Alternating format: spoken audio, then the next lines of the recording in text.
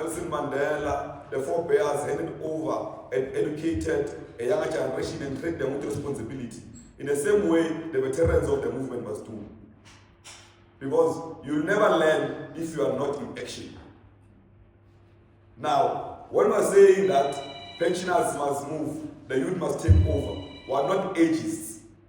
We're saying it's time for us to be given responsibility and be guided by those who came before us to lead the revolution moving forward. Because society demands that. The mood on the ground is saying that they need youth leadership. It is not an ageist agenda. It's saying that we need to change the faces, we need to introduce new agendas, we need a new revolutionary agenda, which is economic freedom now, not later. And we felt that we'll never fight the veterans. We're very close to the veterans. And those that want to divide the movement utilize that to say that the Youth League is anti-old people, is an ageist organization. No. We're saying that how the demographics reflect in this country, which are youth in majority, it is how responsibilities must be shared. It does not make sense in a province like Gauteng, for example, where majority is youth, but there's not even one young NEC. And it's business as usual. That's anti-revolutionary.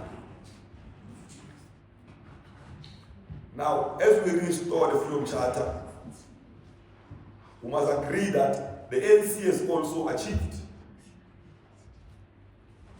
It has created different classes, but more must be done because majority of our people are still dispositioned. The Freedom Charter is still a relevant document even today until it's fully implemented. Until we have arrived to the National Democratic Society, the Freedom Charter will always be relevant because we must all arrive in heaven, which is the National Democratic Society. It's a heaven we must all be in. We build it with the NDR, with the goal to arrive there. But we can't do that if we're not focused, if we're in discipline, if we're an organization that no one takes serious, when we speak in communities, people close their ears. When you enter townships or villages, they say, they see your cars, they see everything, they say, but these ones are stealing from us. We can't do that if we're in the face of poverty. We can't do that if we're in the face of corruption. We can't do that if we're in the face of indiscipline. We can't do that if we're a racist organization. Because the ANC, if it does not urgently act on its how it looks now, it does not reflect really what South Africa looks like. The meeting here is even better. It's a reflection a bit of what South Africa looks like. But the real meetings of the movement don't really reflect this. It's a fact. Are we what we fought for? Now we must use today Women's Schools Day to say enough is enough. We must bring back the ANC to the people, and the ANC must reflect the people. Maybe we need to re-gather again. The Congress of the people must gather again and say, I know there's a national dialogue coming. We must gather again and coordinate ourselves and say, are we still in the right direction? Even when days are dark, they say friends are few. Those who were with us in 94, the Communist Party were with us in 94, governing with us since then. When days are dark, they are saying that they can't be with us.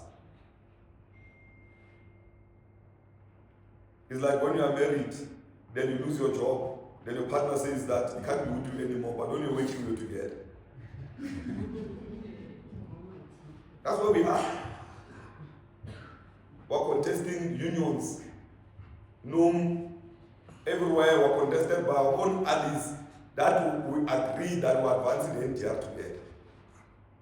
At our weakest, the enemy is getting closer, our friends are moving away from us. The revolution is suspended. We've never thought one day you will sit with the DA. Expect a DA to advance the NDR. Because when you put ministers of the DA, because you're underneath, because you've been pushed back, you are expecting the ministers of the DA to advance the NDR. We are expecting them to advance the programs of the Freedom Charter, which you don't believe in. They are defying us every day. They are contradicting the movement every day. But because we've lost our hegemony, we are forced to go around kissing frogs. Every day we're kissing frogs. Because our people have left us because we are no longer representing what they want the movement to represent. They have never left us and went elsewhere. They are saying self-correct. Now that's where we are. Now the revolution is about to be suspended if we don't self-correct. And when the revolution is suspended, the people of South Africa will suffer. Everyone will be displaced. You will have a DA government here in South Africa. You have a DA government already in the Western Cape. People of Kuletu, Philippi, everywhere that is positioned. When you land, you just go straight to Cape Town Hotel. You will go back home. You can't even go to Kuletu yourselves. Because when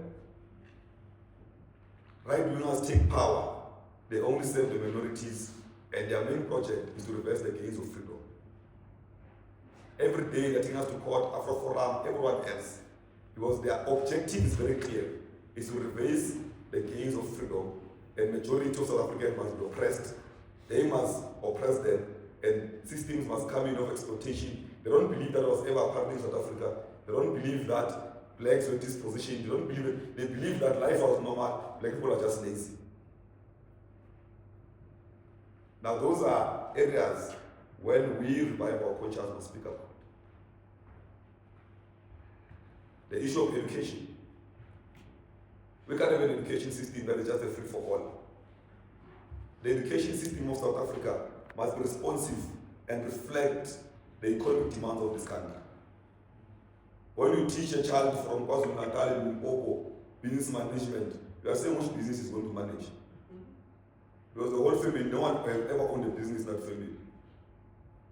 But when you teach them agriculture, when you teach them mining, when you make them artisans, when you create economic corridors that are responsive to every provincial demand, whether it's agricultural province, Gauteng, whatever is the request in those areas, you are training economic activists. Because they will be able to be responsive to the economic demands of that country. Now, that's an agenda is to respond to the Freedom Charter. To say that every young person must be able to be responsive to the economic demands of their own country. Even churches have left us. Because we only go there when we want them to vote for us. Our branches are not led by pastors anymore. They are led by drunkards in the townships and villages. Now, we need to use the 70 years to reflect that are we still the ANC that is led by the best in society? Now, I felt like Communist Snook, I was raised all of these issues while in club then. It will take us the whole day. But I felt that I must raise these issues in respect and support of those that selflessly, when there were no government deployment, they joined the ANC and the Congress of the People with their bloods. Till now we joined the young from COSAS, Lewontsako. We joined SASCO, we joined, but we were an option. It was not illegal to be part of the movement. Their comrades who joined with their blood.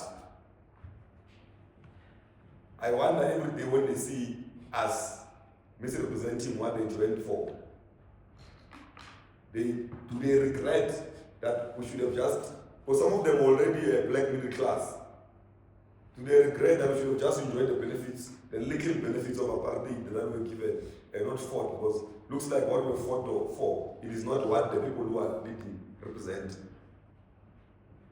Do we fight for people to steal from the poor? I want to give time to look at us. Are we a reflection of what we fought for and we're ready to die for? Because I'll be worried myself if I look at myself.